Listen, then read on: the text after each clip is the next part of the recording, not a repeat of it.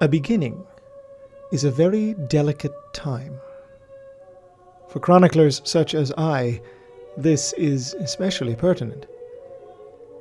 There is expectations vested in a beginning, for it is the point we deem most important to the histories we are about to relate.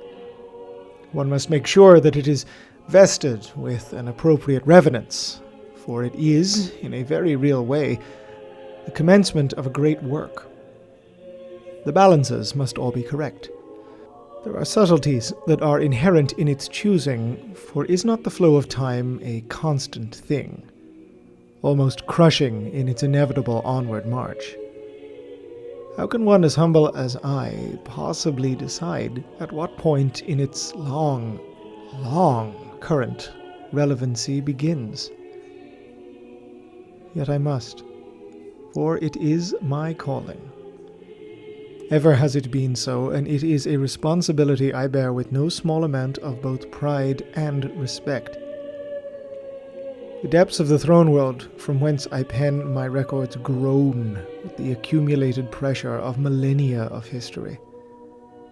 Like the soaring, crumbling spires wherein dwell the quadrillions of human lives that live and die every second upon this world, these Stygian depths are piled with the accrued accretions of an antiquity that trickles ever downward,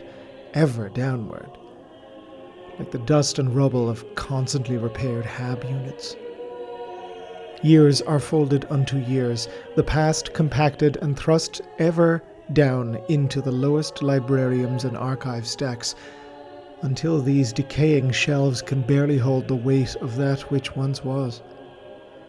But, like the half-heartedly repaired and ill-maintained world which they squat in, humanity has long, long ago forgotten its ability to even maintain what is buried here. Many have forgotten that such a place even exists, and to those that remember, such is the power the very concept this knowledge presents, while it is a thing to be guarded jealously. The Imperium of our most blessed God Emperor is a putrefying nightmare thing, a wholesale corruption of what was once good and just about our species. But there are almost none who can remember this. Memory is not a thing to be cherished. It is a burden, or worse, a danger. Memory distracts one from the blind rush to survive, to hold on to the precipice, which it would seem is all we are capable of doing in this darkest millennium. The night draws ever in, and the enemies that would see us cast down even closer. And yet here I labor, in the catacombs of Holy Terra, in the forever night of these archival stacks, hunched over a verdigris cogitator older perhaps than many of the records I examine. The task I have been set is monumental, and the being who set it more monumental still. My life has been lived during what has felt like the final minute of humanity's hour in this hateful galaxy. Yet now a son of the God Emperor himself has returned to us. He has set about the task of saving this Imperium of ours, and if one's paltry chronicles may aid this in any way, then it is a work I shall happily give my own soul to see done. We must understand our past, lest we risk again the damnation that befell those who came before. To that end, to understand a fall, one must first understand the rise. To understand the tragedy of the Horus Heresy, one must first grasp the glory of the Great Crusade, and the dreams of unity before that. A beginning is a very delicate time. Let this chronicle, and all that may follow, stand as testament to what came before. A flame, however paltry, to cast back the encroaching dark. Know then that this is a record of the early history of Terra, as we of the Imperium know it. The throne world, the cradle, the being that sought to unite it. A history of the Unification Wars. The beginning we set ourselves, for all intents and purposes, is the gestation of the Imperium. If you have accessed one's records upon the dark age of technology, you will know then that the era is the 29th millennium. Terra, once the seat of the greatest stellar empire it had ever commanded, is a toxic, radiation-bathed wasteland. We, of the 42nd millennium, know it as the Ecumenopolis, a city that carpets the entire planetary mass in its rotting bulk. But those many millennia ago, life was very different. Terra's mighty hive stacks still sought the heavens, its dank catacombs still buried deep within its crust, but between them lay only ash-choked deserts and scorched earth, inhabited by nomadic techno-barbarian tribes, reavers hungry to prey upon any that strayed into their domain. The city hives fared little better, many constantly changing hands from one insane despot or demagogue. The collapse of the human empire during the machine wars of M23 and 24 had severed Terra from the fruits of her galactic domain she depended upon for her very survival, as all of the magnificent mechanisms of the dark age of technology crumbled or failed, or worse, rebelled. Desperation had usurped all other human qualities, and the rapidly collapsing polities of the homeworld warred with each other for whatever scant resources they could claim, pettily at first, but then apocalyptically, unleashing atomic, toxicological, and biogenic weaponry.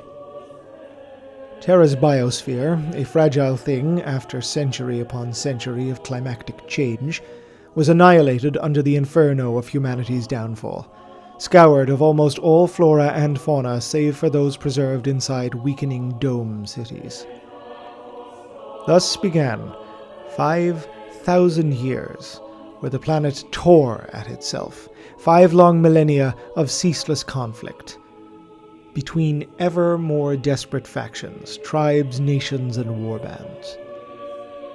It is not even possible to frame within words all that we as a species lost during this time. The age of strife, the long dark, old night. This era goes by many a name, but all are evocative of the rampant devastation and lunatic violence of our species' darkest epoch. It was a tale writ across the span of the galaxy, for out in the void the lost colonies of humanity fared little better. The warp, the ethereal nothing place, that sea of souls through which all human faster-than-light travel is achieved, had grown angry and hateful as the machine wars guttered out. The tides and currents of this dimension were agitated by a roiling mass within its hidden depths, a presence humanity knew naught of. The effect was that all interstellar travel was completely severed, the void craft of our species reduced to crawling around the incomprehensibly vast galactic volume at sublight speeds. Worse yet, the warp storms that raged under the fabric of reality were agitating the gene long latent within the human species, the one that unlocks our psychic potential, allowing those cursed with it to channel the very energy of the warp into our reality. All across the galaxy, men and women awoke to find themselves with power to literally usurp all natural laws, channeling a force greater than any gun, or dominating the minds of others.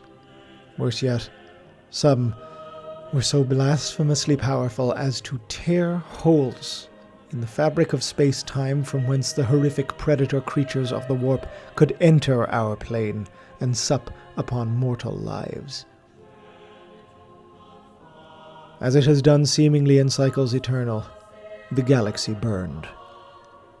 The once myriad lights of humanity set within the sea of stars burned brighter than the fires of their damnation before falling silent, guttering out as the grasping tendrils of old night, both figurative and in many ways literal, fell upon their skies. There had once been this belief our species held, that the passage of time inevitably bent towards a bettering, a progress, that this great arc was bearing humanity ever onwards towards utopia. Simple was it, and we had need only to remain on course, and betterment would be achieved for all. What petty fools we were. Civilization and advancement is neither a natural state nor a guarantee of the flow of time. We are not owed progress by the falling grains of sand. The mere fact of the Age of Strife and all its horrors is proof enough. Humanity has, throughout its long span, risen to heights and plunged into depths, yawing from glorious zenith to dreadful nadir, like a drunkard stumbling or a child's mood swings, with no guiding hand upon the ship's tiller beyond our own moral and technological limits. We have stumbled more times than we can even remember, and one means that quite literally, for every time we fall, history and remembrance is one of the first casualties, knowledge put to the flame in the opening salvos of whatever new dark age we have caused or fallen victim to. Time and time again it has been so. But the Age of Strife begat one of the darkest eras our species has ever survived through, paltry though our records of times before it may be. Should one's words trend to hyperbole, it is simply because one has little in the way to frame and express the horror of this time. All hell's devils, allegorically and literally, bestrode the world. Civilization crashed into the dirt. Progress, science, learning, justice, law, equality, all were thrown upon the pyre in the name of survival. Or worse, greed and power lust.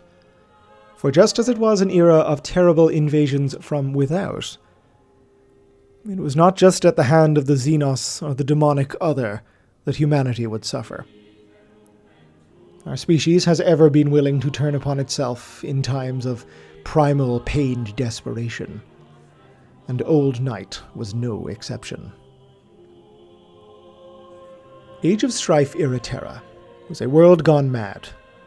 Global insanity tearing at the foundations of human civilization with a savagery unimaginable by previous generations even in the depth of their worst nightmares. It was during this time that Cardinal Tang, the ethnarch of the Indonesian bloc, committed his geno-purges, annihilating swathes of his subservient population for the crimes of inferior breeding against his genetic dogma. Callaghan of Ursh carved out a domain to rival all others with his sorcery-fueled monster generals, marching armies 1 billion strong across deserts a continent wide, 1 million banners flying in the atomic winds. Ullum the Red's debased followers conquered 1/4 of the globe, but were finally halted by warriors raised by a Nordafric warlord known as Kibuka, said himself to have called lightning from the clouds and granted his warriors the strength of 12 men. Narthan Doom, the half-genius, half-mad corruptor king, unified the Pacific Basin under the banner of the Pan-Pac Empire. Even these names, now half-remembered eidolons of an age of unholy viciousness, are but a few among so many other petty warlords, kings, and tyrants that lived and fought and bellowed and bled and died under the choked sky of our scarred homeworld. Records and chronicles are, understandably, fragmentary. This is both a product of the devastating wars themselves, which meted out untold destruction upon the hive cities of the planet, that destroyed so much of the accumulated knowledge of humanity's past, but also of deliberate post-unification sequestering and redactionism. The early Imperium, in its admittedly understandable rush to bury the past and seize the new human age, did much to eradicate the names and lives of those who had wrought such pain upon our world. And one cannot blame them. These trivial despots of ages past are best where we have consigned them, to be forgotten under the weight of brighter and better days, or brighter and better people. It is just that they exist only as a footnote in dusty tomes, notable only for their ignorance in resisting the coming embrace of unity. Regardless, I am a chronicler first, and one must do what one can, even with the most hazy of histories, in order to develop the fullest record one can. Know that this is done not for veneration of these hated names or regimes. Far from it. If anything, it is to better understand why they deserve their remembrance as history's villains, and as things righteously scoured from the face of our holy Terra. The map of Terra, currently presented upon your screens, is the result of years of work on behalf of its creator to provide a better understanding of the layout of Age of Strife era polities and states. This is, of course, as best as they can be discerned, based upon records scoured from surviving archival stacks.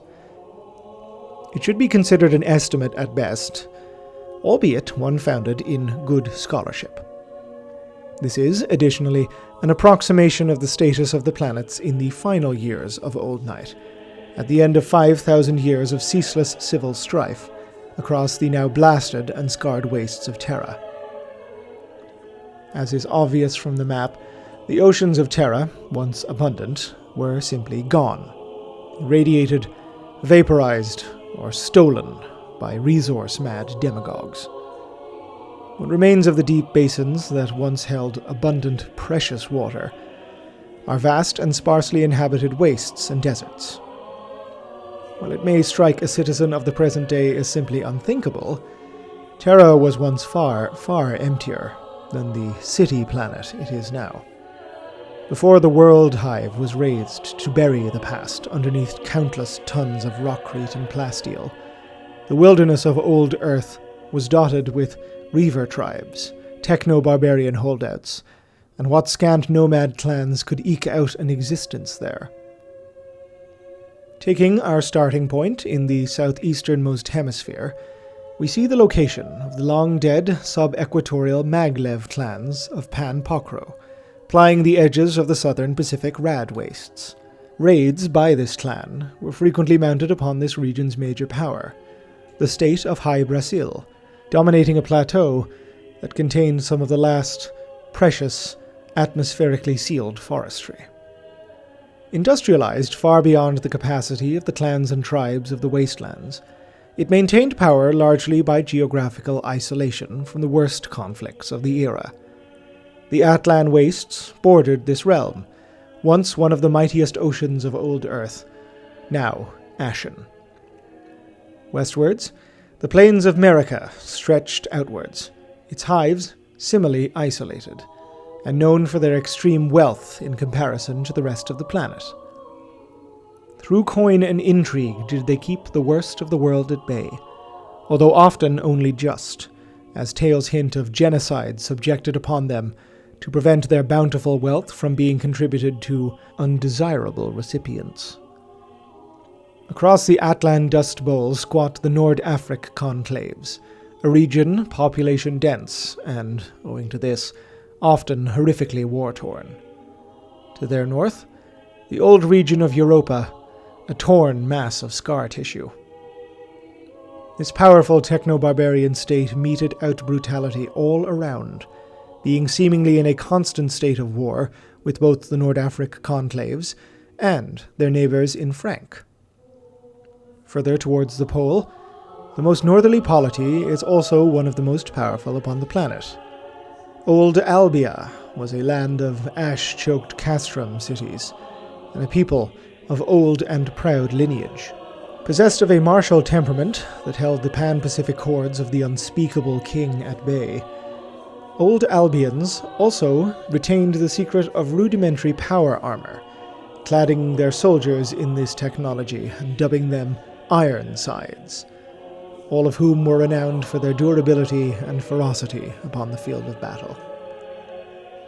Nestled nearby in the grim Thulian ice basin were the city crawlers of the Thulian tribes, renowned worldwide as perhaps the most resourceful and tenacious survivors this hell planet could produce.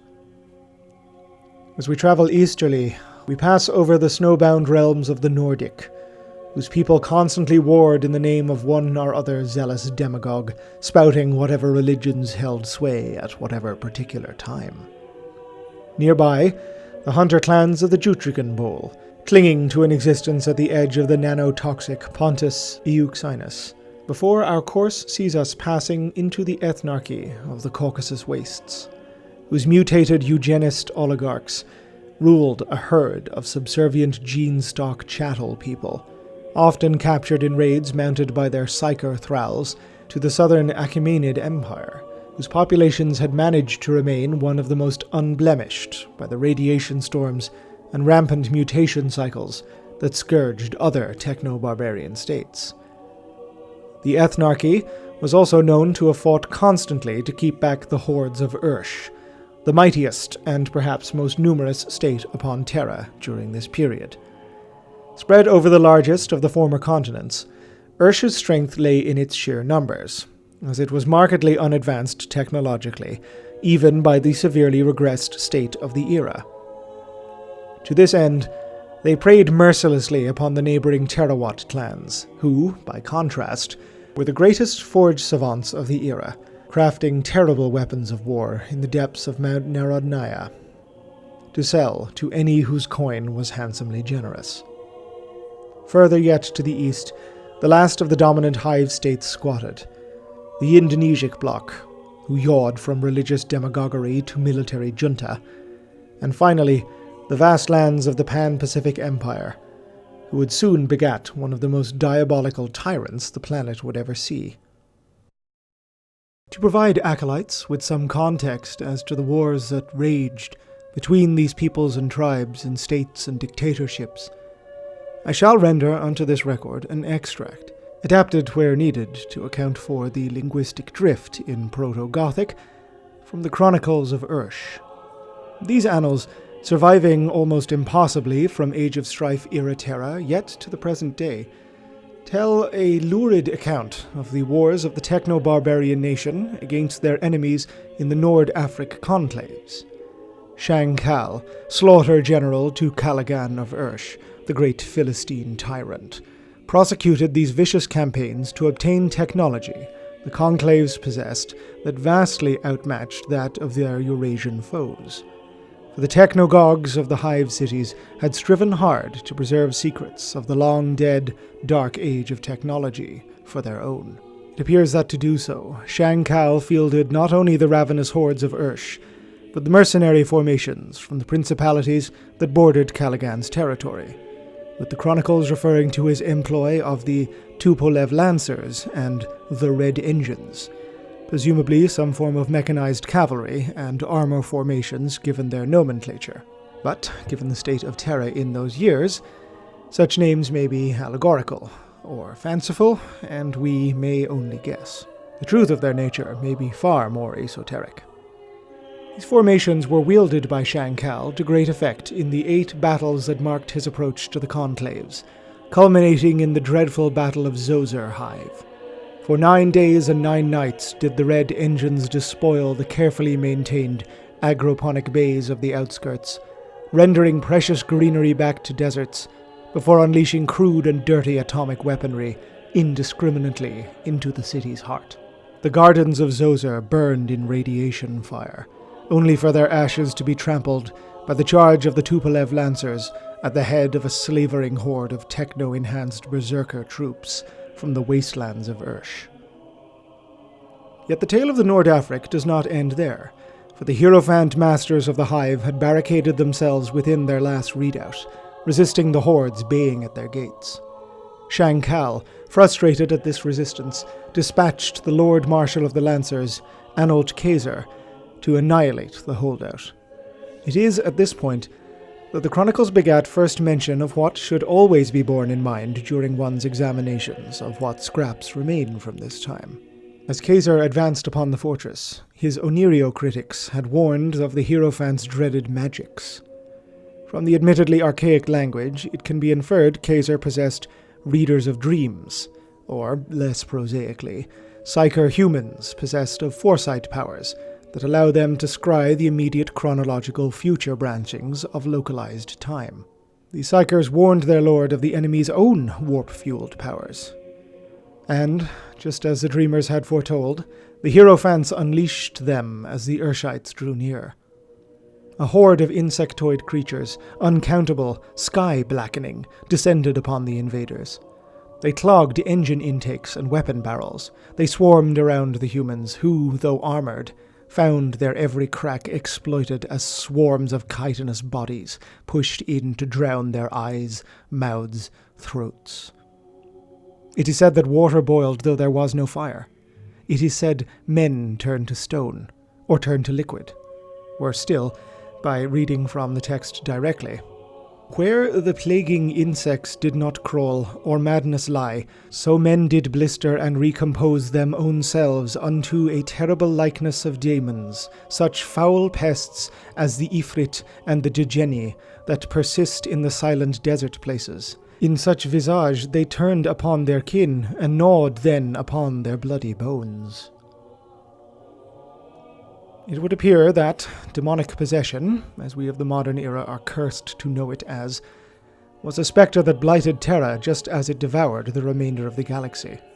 When Shankar learned of this defeat and the loss of his best mercenary forces, he flew into a rage, demanding his wrath singers attend to him. While the text seems to assume the one reading it would understand the concept, all we are left with are frustratingly vague descriptions. It appears their leader, a magister named Maffeo Orde, engaged the Hierophants of Zozer in some sort of remote, likely etheric, conflict, with the passage invoking frighteningly readily the debased names of primordial deities, ones I shall not repeat lest they assail the wards of one's own sanctum. For 5 days this battle of the mind and soul raged. The sky began to tear, until at last it turned a blood red. Snow, thick and hard, fell upon the once scorching desert, and out of the blizzard the Urshite forces claimed to hear the voices of the dead cursing the living. It is entirely unclear from the garish language quite how the war ended, but what it does make clear is that it came at the cost of all the wrath singers of Ursh, save for Orde, and proclaims in triumph that the presence of the Hierophants was extinguished utterly, their fortress reduced to naught but a crater of rock that had turned to glass under the assault of unnatural and foul energies. This, then, was the Terra of mid-M30, a planet of warp-crazed sorcerer kings, slaughter lords, geno-oligarchs, tech blasphemers, and genocide bishops. It was a world of suffering, where resources were scant and life cheaper than the fundamental things needed to sustain it. Our once verdant cradle was a radiation-soaked ruin of decrepit hunter-scavengers, clinging to existence against all the hell that could be thrown at them. Gone was progress. Justice was dead, hope buried long ago. While one has committed to this record the names of the surviving cities and states, there were more, so many more, that perished in the fires of old night, torn from the pages of history and their very memories ground into dust alongside the bones of their slaughtered people. What remained were merely the obstinate or most vicious amongst those who could persist upon this wreck of a world, and they, those blessed remainders. It was they who would witness the coming of him, the Lord of Lightning, the Master of Mankind, the Emperor of Humanity. A full biography about the Emperor is a work for another time, should such an account even be possible. What is known of him is that he emerged at some point in the later centuries of M29, or possibly M30, as another warlord upon Terra vying for dominance. This is the first time humanity's histories, such as they are, speak of him as a giant of a man, bedecked in armor of gold, possessed of an ability to inspire humanity that seemed to reach beyond simple human charisma. Of who he was, where he was from, to whom he had been born, they, and thus we, know not. it is likely many did not seek or care to ask, for he only was ever to be addressed as the Emperor, even in those days. All who sought to oppose him scorned this. This nothing king, this pretender. There have been many, many throughout history to have claimed such a lofty title, reaching above their station and talents in a vain effort to impress or cow. Surely the enemies of the Lightning Lord thought he was no different. Yet different he was. Impossibly different. He was, in a manner that would soon become obvious, the most powerful psyker humanity had ever produced, both in terms of sheer power and the control which he was able to exert over his talents. He set forth to unite the world in its totality for the first time in human history under one man and one banner. He spoke of unity, true and final, and of the manifest destiny of our species as masters not only of our world, but of so much more. Thus began the Unification Wars. The Emperor's initial victories lie unrecorded, or at least impossible to precisely pin upon any timeline. But based upon the eventual location of the Imperial Palace and what we know of the Astartes project, we can infer that his initial base of operations would likely have consisted of somewhere in the mountains of Himalaya. The lofty peaks of Terra's highest range befitted the soon-to-be master of the world, after all, and beyond this provided a highly defensible location from where the campaigns of planetary conquest could be mounted. In winning these victories, we can infer the Emperor's own initial polity, wherever or whatever it may have been, was his primary source of lightly baseline human manpower, but also were the first stock of his own custodians, genetically enhanced warriors of simply peerless craft and power, were born from. The Legio Custodes were, however, less a military formation and more akin to the Emperor's bodyguards and life wards during this time, as the nature of their gene craft, elaborated further upon in a record of mine, is painfully slow. It is quite likely subjugation of the outlying Urshite clans presented the best source for both initial territorial expansion and manpower for the newly founded hosts of Unity, as well as rough and hardy genetic stock for the Emperor's gene labs, which were beginning to produce the very first Thunder Warriors. No history of the Unification Wars could possibly be complete without acknowledging the incredible role these soldiers played in them, nor indeed their impact upon the future of the Imperium. The Thunder Warriors were not the first genetically enhanced soldiers in human history, far from it. Mankind had millennia previously unlocked the secrets of the human genome, dancing amongst the strands to pick and pluck and alter.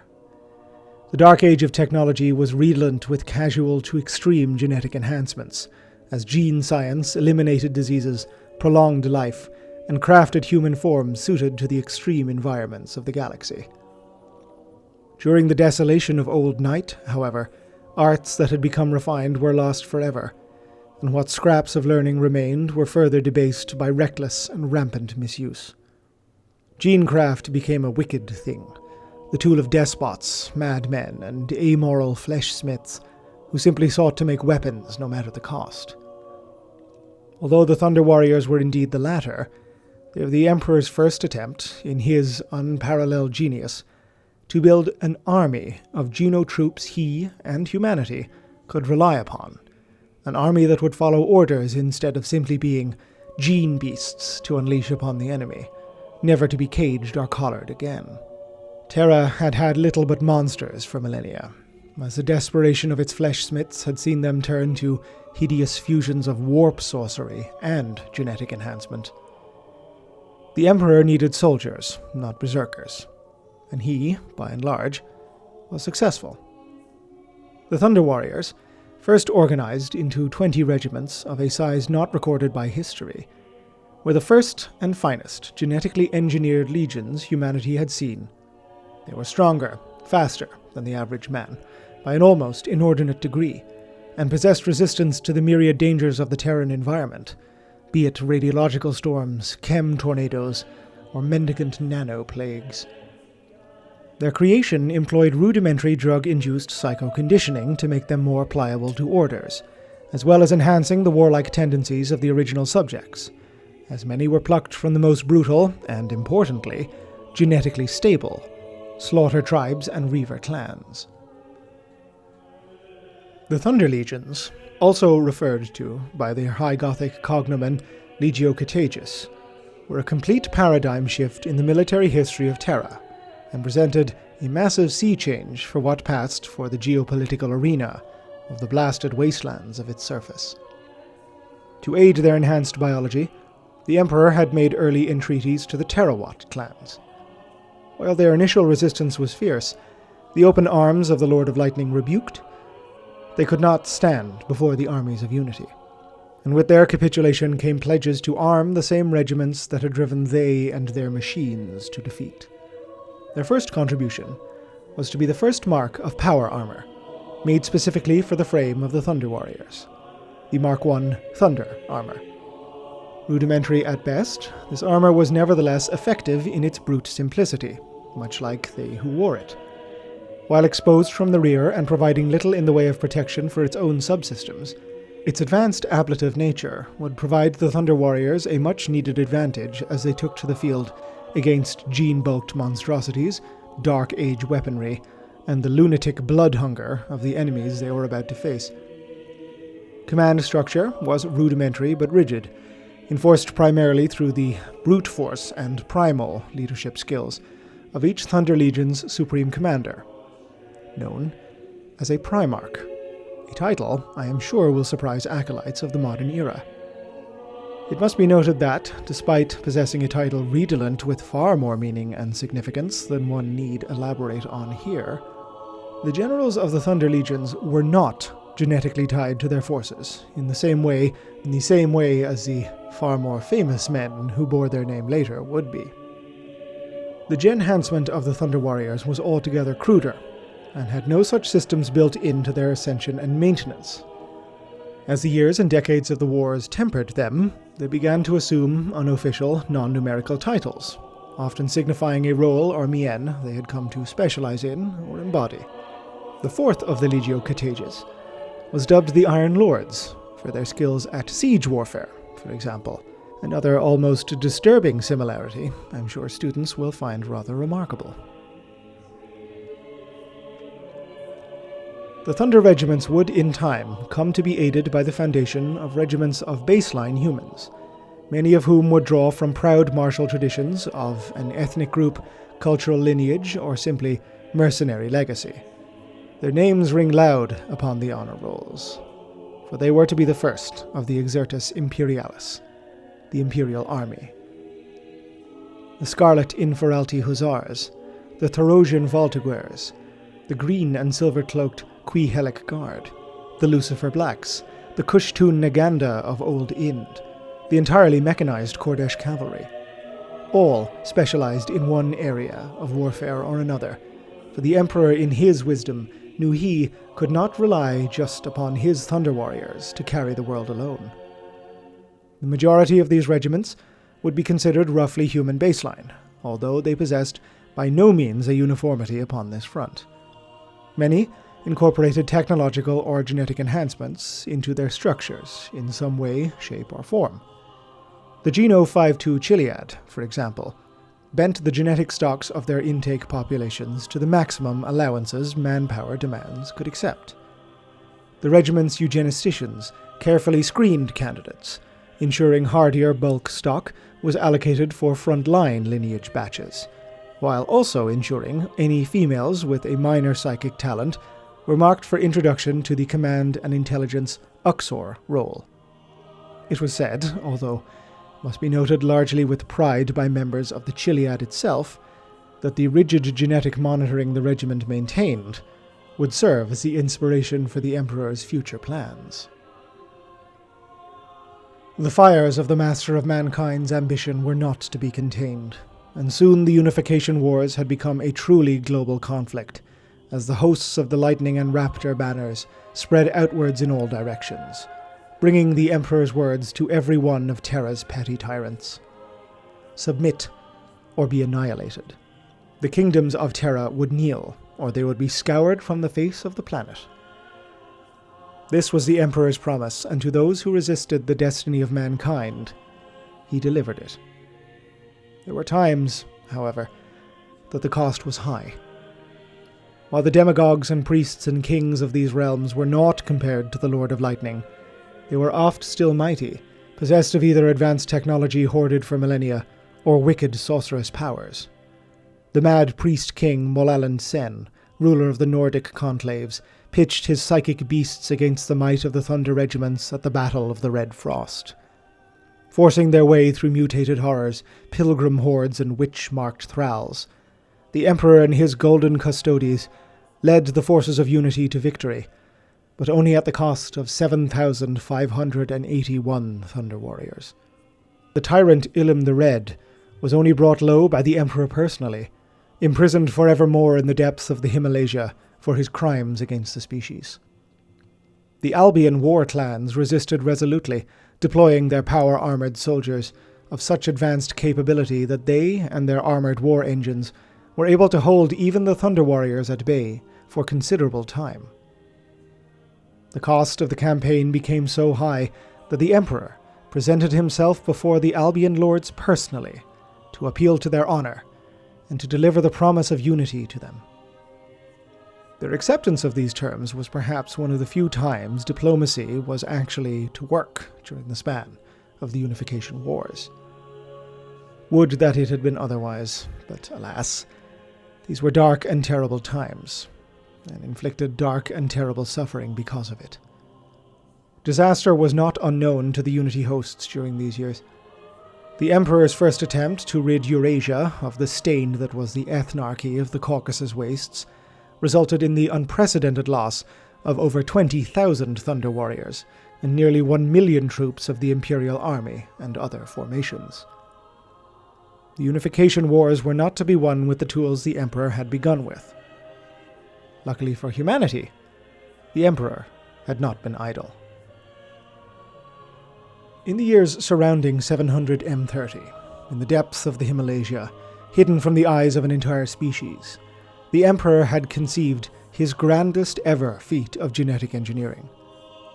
He had not been idle since the creation of his Thunder Warriors, far, far from it. They had provided him with not only the necessary tools to win his first great victories, but also hard data and experience on what would be needed to win the Wars of Unity, and indeed had delivered unto him the territories, populations, and resources he now needed for his next step. Combining geno-secrets of the dark age of technology, biomantic psychana, and his own peerless genius, the Emperor prepared to usher onto the world his own Primarchs, 20 sons, mapped and grown from his own genetic template to be the generals he would need to carry his Imperium to its hegemony. The details of their creation are either forever lost to us or archived under such privileges as they may simply be considered as good as. But what can be established is that these beings represented an unprecedented fusion of genetic engineering and psychic manipulation, possible only for a being of such unassailable psychic might and control as the Emperor. They were to be, however, not simply attendants to him, like his artfully constructed custodians. No. They were to serve as templates and progenitors for entire legions of a wholly new type of genetically enhanced soldier. The Emperor had fought and bled beside his Thunder Warriors, and while he, no doubt, could take pride in their effectiveness, their shortcomings were by this stage in the war quite obvious. The crude nature of their biological enhancements ravaged their human bodies, burning them out and causing complete cellular or organ failure within a few years of their ascension.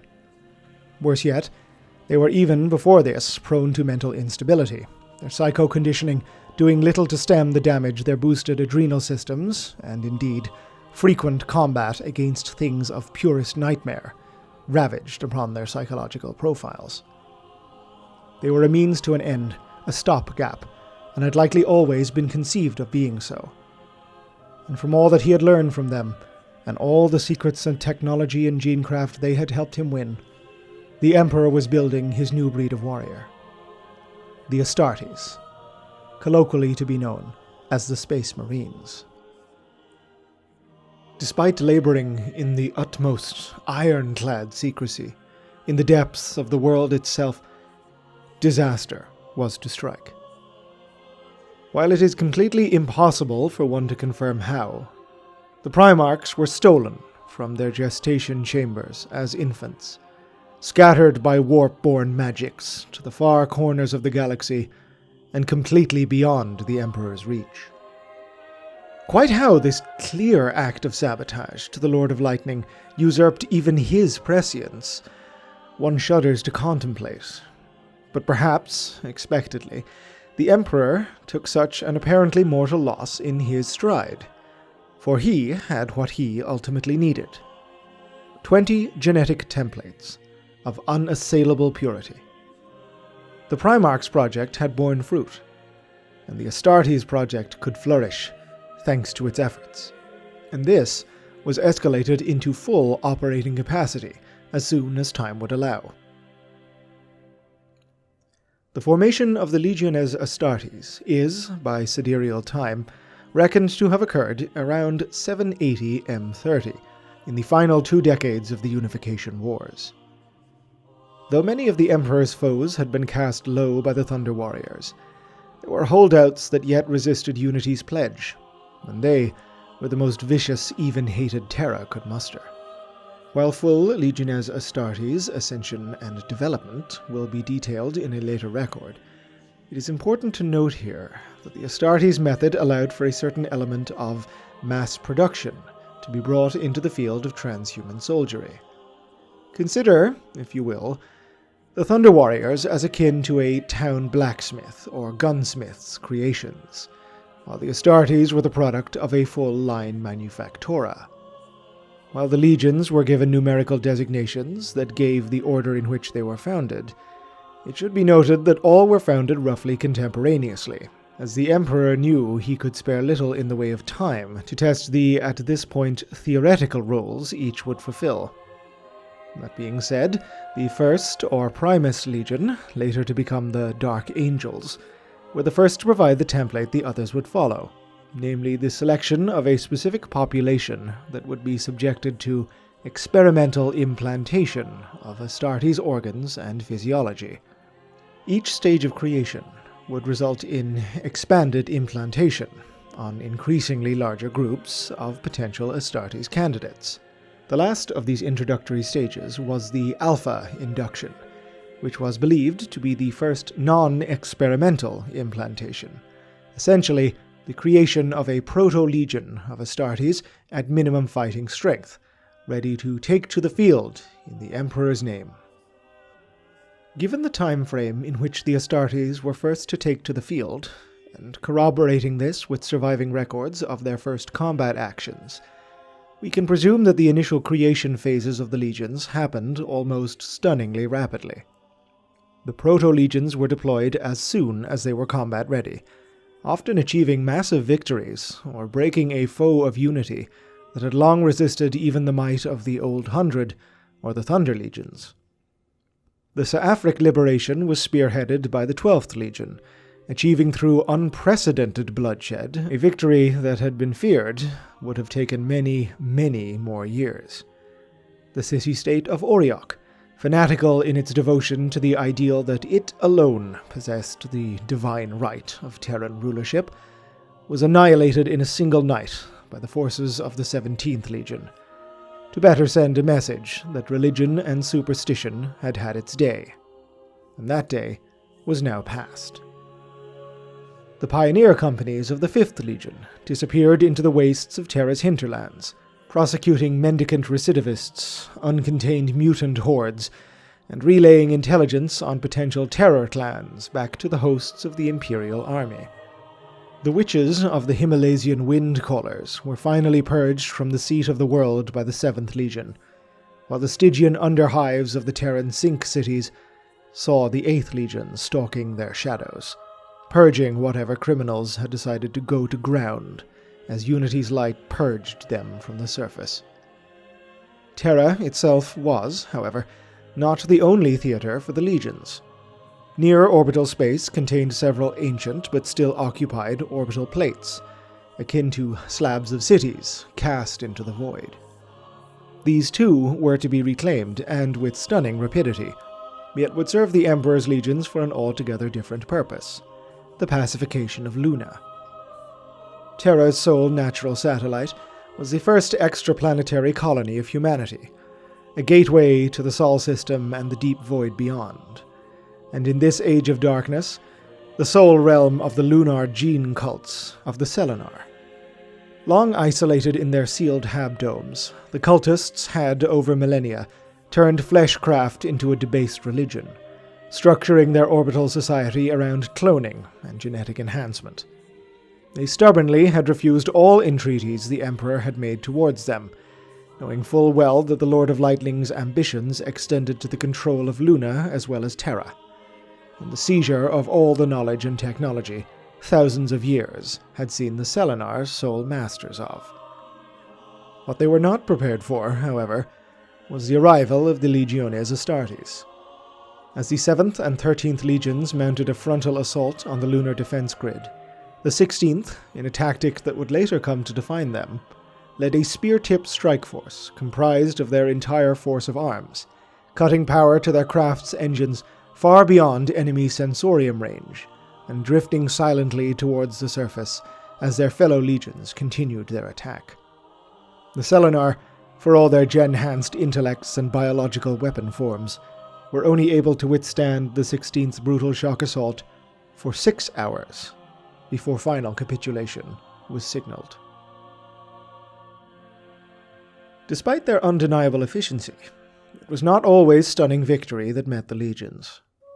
During the terrible assault on the Tempest Galleries, the 18th Legion, one of the most numerous already, was tasked with breaking the ethnarchy of the Caucasus, who had been responsible for inflicting almost crippling defeats upon the Emperor's armies for so many years. Leading a subterranean operation made possible by their advanced physiology, the 20,000 warriors of the Legion fought through antechambers older than many Terran hives, meeting with ferocious resistance from even older thinking machine sentries caged in by the ethnarchy. These automata reaped a horrific toll upon the legionaries they fought, but eventually the 18th carried the day, collapsing the power fields that had shielded the ethnarchy for so many decades and allowing the hosts of Unity to sweep in and purge the Caucasus hives. It came at a dreadful cost, with less than 1,000 Astartes of the 18th Legion remaining. By this period in the Unification Wars, earliest records show that the cohesion amongst the civilian and planetary government, not ignored by the Emperor by any means, was beginning to strengthen. The Imperial Palace, the gigantic continent fortress, was raising from the peaks of the Himalaya. From the tower of the Hegemon, any who wished could watch the walls take shape, the dome of the Senatorum Imperialis form, and countless atmospheric processors render the once choked region habitable once more. The first 4 High Lords were appointed by the Lord of Lightning: the Lord Militant Commander of the Imperial Armies, the Chancellor of the Estate Imperium, the Provost Marshal of the Divisio Arbites, and the Master of the Administratum.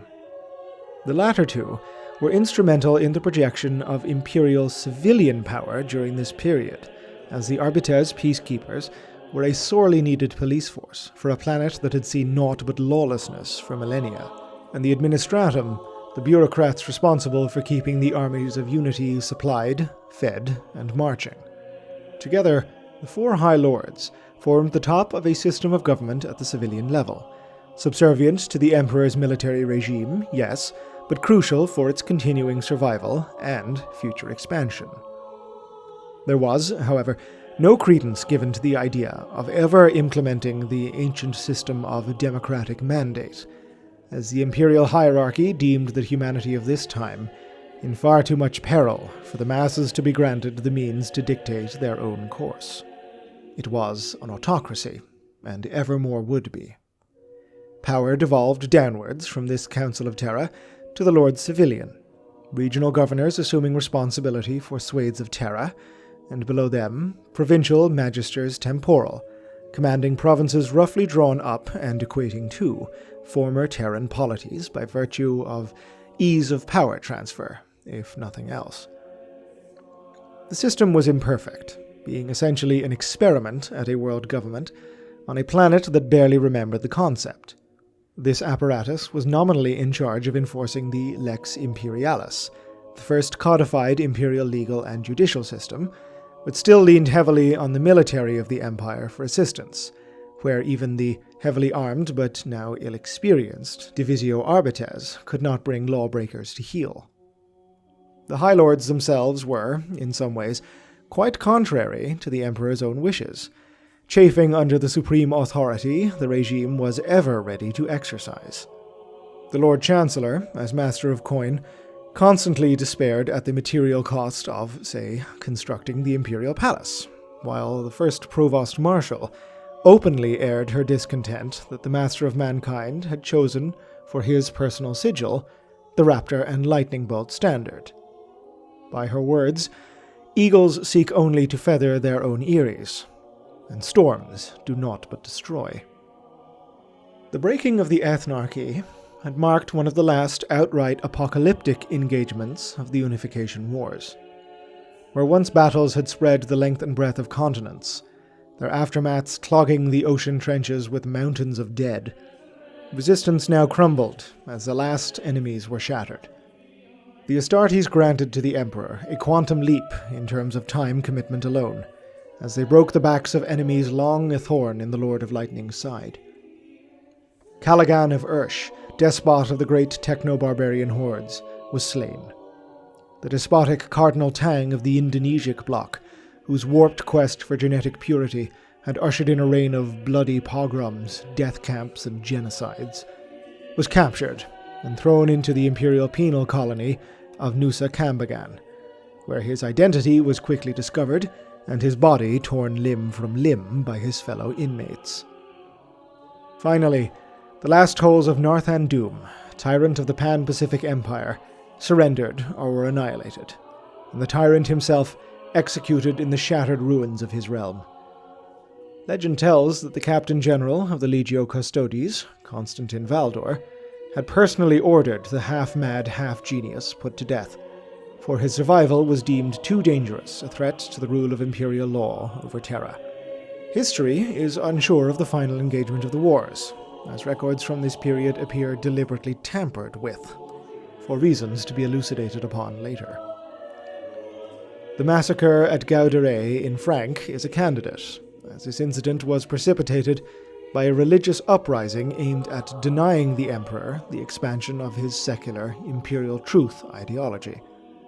The Thunder Legions were sent in to crush it, 5,000 in number, annihilating 50,000 rebels in turn, demonstrating that there was room for neither recidivism nor religion in the Emperor's brave new world. Another possibility, and in this humble chronicler's opinion perhaps the most valid, is the final siege of the Kingdom of Uratu and the Battle of Mount Ararat.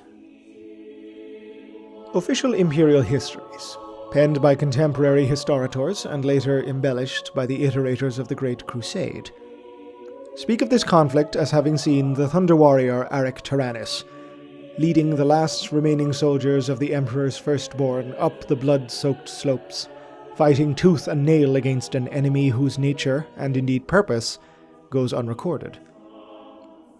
100 titles had Tyrannus, most glorious and renowned of the Thunder Legions.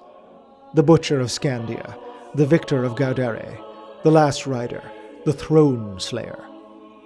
He was a legend in Baroque-powered armor, a veteran of 1,000 battlefields, and it was he who planted the Raptor and Lightning Bolt banner of unity upon the mountain's peak, toppling the last and final foe of the Master of Mankind, and ushering in, with the blood of him and his kin, the age of the Imperium. A pleasant lie, that. I do not mean to cast aspersions upon the work of historiators past, or at least not all of them. They may have simply had a truth dictated to them by men in such a position to do so, as has sadly always been the way of things. I do not mean to cast aspersions upon the work of Imperial iterators, or at least not some of them. They were a unique hybrid of chaplain, mendicant ideologue, and outright propagandist, and they had their role in our great history, as much as any of the rest of us. The truth of the matter, such as it is, has only emerged through access of the Logos Historica Vertia to macro archives once completely sequestered. It would appear, from records oft contradictory but all dreadful in import, that the Thunder Warriors did indeed take Mount Ararat for the Banners of Unity. And it additionally appears that the majority of those that continued to survive their rapidly decaying physical condition were gathered for that explicit purpose. It is likely it would have been seen as the greatest of honors to them, they as the original children of Unity, the first hosts of the Lightning Lord, to place the capstone upon the wars that had claimed uncountable numbers of their brethren, and to carry humanity forth into an era that they had bled for so long. Their progenitor, however, had darker purposes in mind. With his new Legiones Astartes performing admirably and accomplishing feats the Thunder Warriors never had, nor could, the Emperor had, in secret, ruled that their time had passed, and these tools had outlived their usefulness.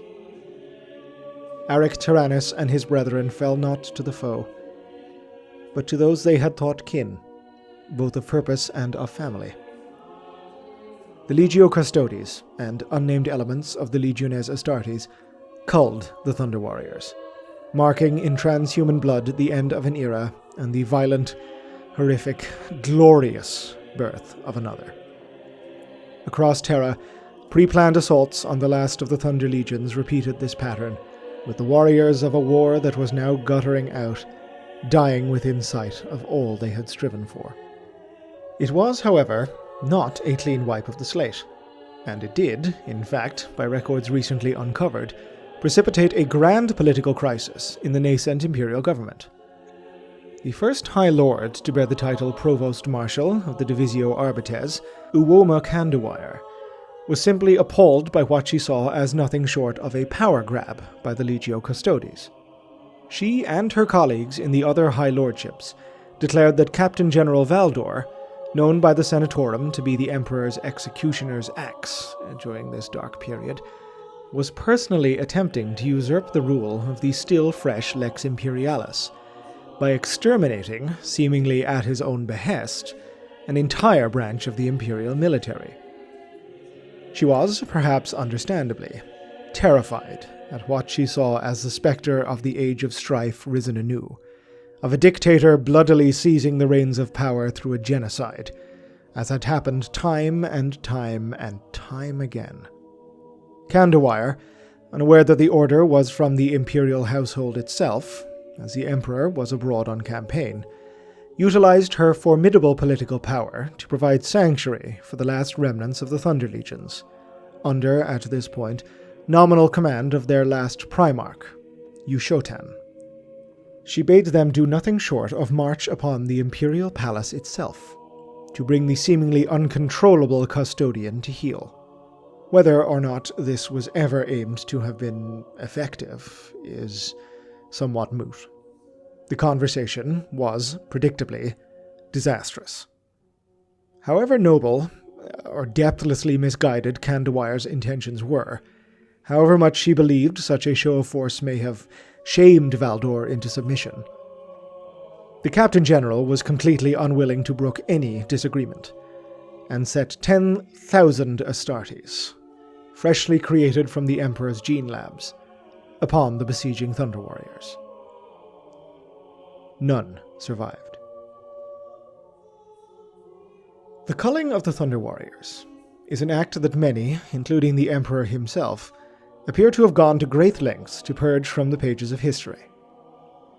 It is, from this admittedly far-gone vantage point, understandable.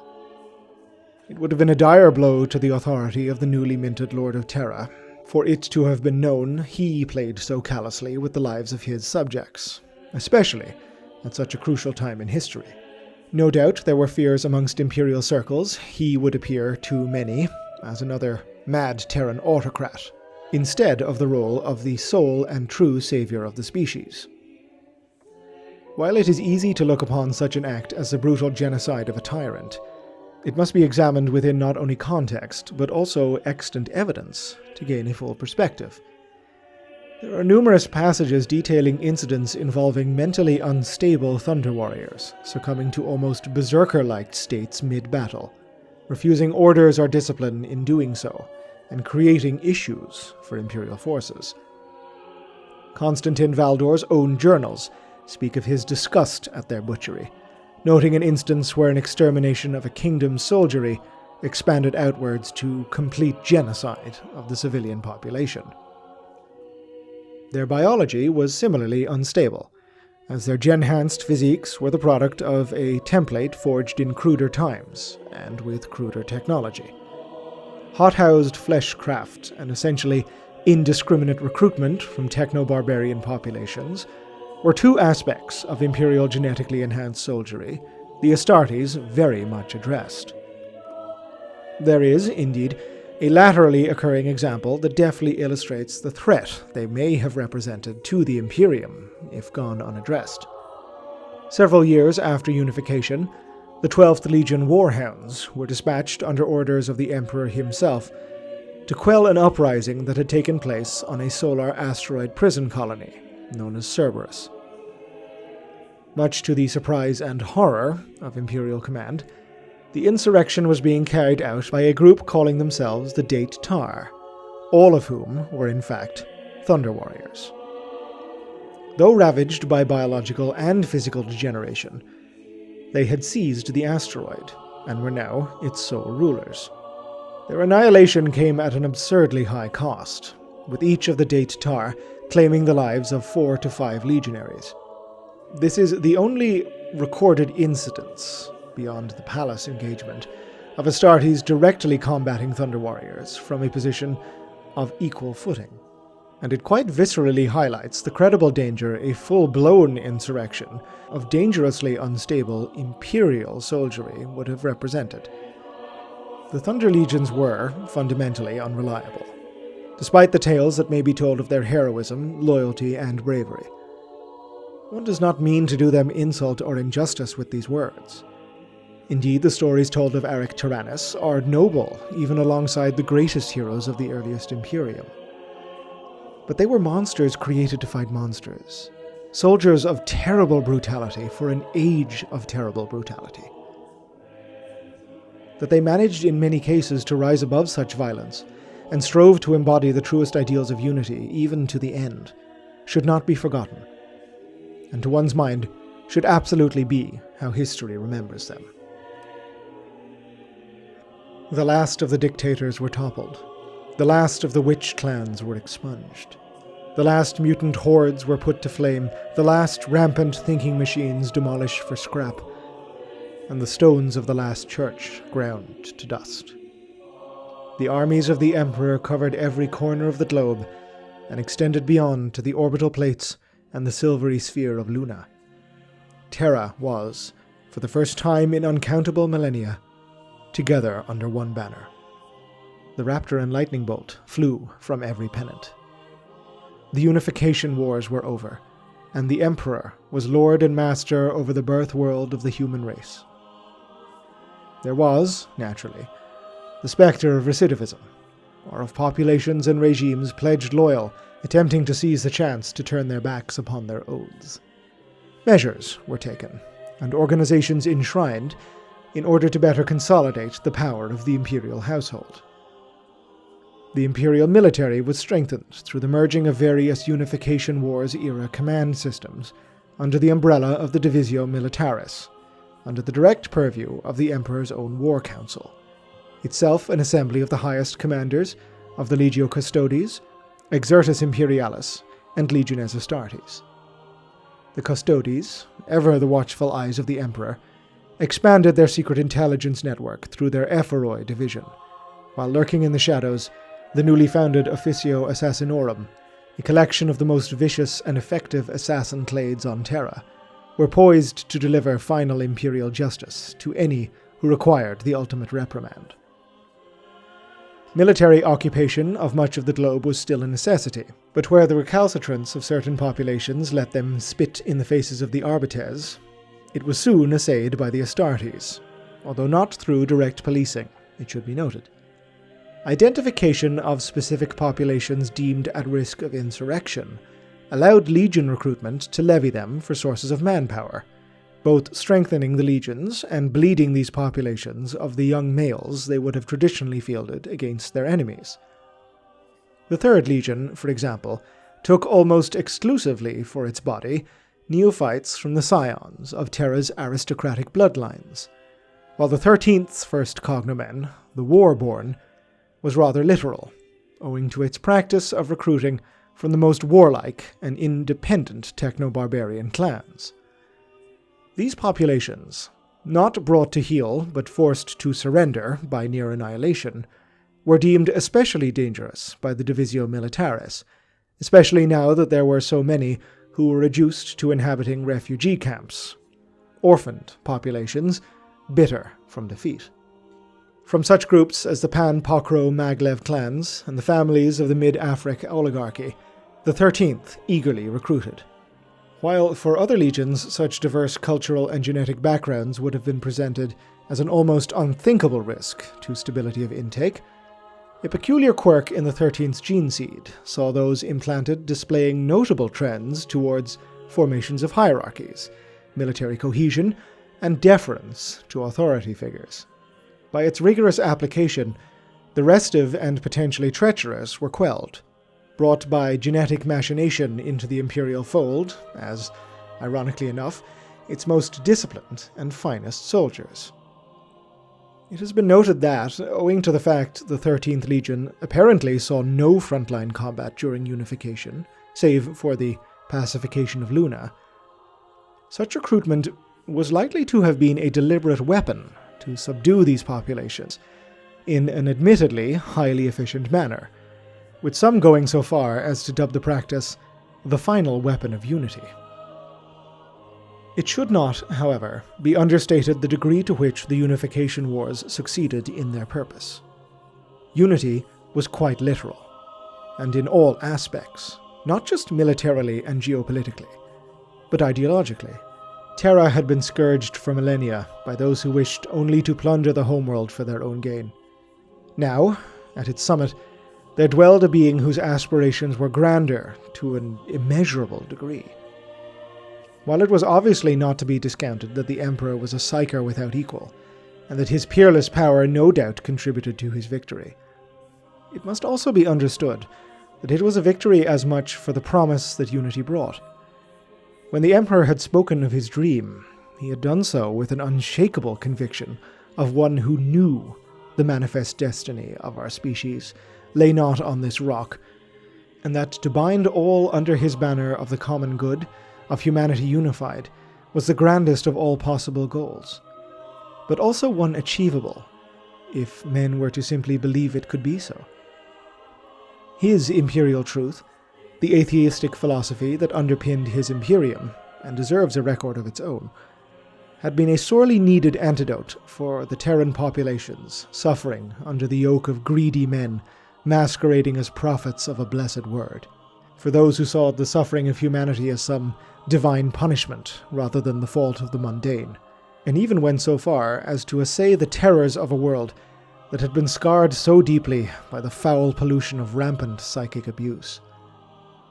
In the Imperium, there were no gods, no demons, no heaven, no hell.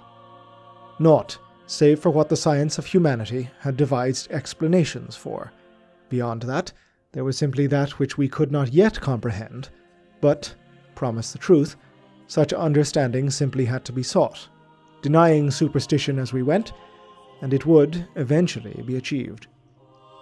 We could peek behind the stars and comprehend their workings as rational, not the hand of some fiery angel or sky father. It came at a cost, as fanes containing priceless art, knowledge, and culture were put to the torch lest the stain of such fantasies be let corrupt. But it was, ultimately, unifying beyond what humanity of any previous generations could have conceived of. The Unification Wars were a foundational conflict in many ways, an era of horrific violence and apocalyptic warfare that was, in the grand historical scope, ultimately completely necessary for the achievement of what was to come. While the pragmatic price is in retrospect easy to rationalize, it is ill-becoming to forget the countless myriad of tragedy and horror that they caused, from the smallest to the grandest, for they were very much a part of the fabric of the now, as any grand victory parade, memorial monument, or even stellar empire. The Imperium was built upon the bone dust of 1 billion human dead. Many rightly consigned to their fates, but many others there for no reason other than that war is a conflagration that consumes all without recourse. Unity had a bill, and the cost was beyond imagining. But, oh, what it would usher in. The Unification Wars were over, and Terra was won. It was a feat that had once been a lunatic's dream, now made real. But the Emperor had goals loftier still, and they stretched beyond the sky, beyond the light of our sun, out, ever out, into the stars themselves. To achieve this, he would need to undertake the greatest logistical, political, and military endeavor ever attempted in the history of humanity. Though it may be deemed the grandest of heresies, one wishes to close this record with words attributed to the last tyrant of the Pan-Pacific Empire, Narthan Doom, the half-mad, half-genius dictator now dead and buried with the rest of old Knight's despots. It is perhaps grotesquely apt when we consider all that would come to pass as the days of history marched on and the shadow of the War Master fell upon the Imperium. His words are as follows. The wisdom of our times is thus. We know only that we are ignorant. Ignorant of what we have lost, ignorant of why we fell from the light, ignorant of what awaits us now among the stars. But what will shedding this cloak of ignorance cost us, I wonder? Upon finding the truth, will we ascend to Olympian heights of glory, or flee back in terror into the shadowed oblivion of a new dark age? Until such a time as one may provide elucidation upon subjects diverse. This has been the Chronicle of the Oculus of the Imperium. Ave Imperator. Gloria in excelsis terra. This video and this channel is made possible through the incredibly kind support of my Patreon subscribers. If you'd like to help support the channel, head on over to patreon.com/Oculus Imperia if you want to kick me a buck or two to help keep the lights running and the scripts flowing. You can keep up to date with channel news if you follow me on Twitter @ButtStuffKaiju. No, not changing that name anytime soon. And new this month, if you'd like to support the channel with some merchandise, my very first t-shirts are up for sale on teespring.com/Oculus Imperia. Join the channel on Discord as well. A link to all of this will be in the description below.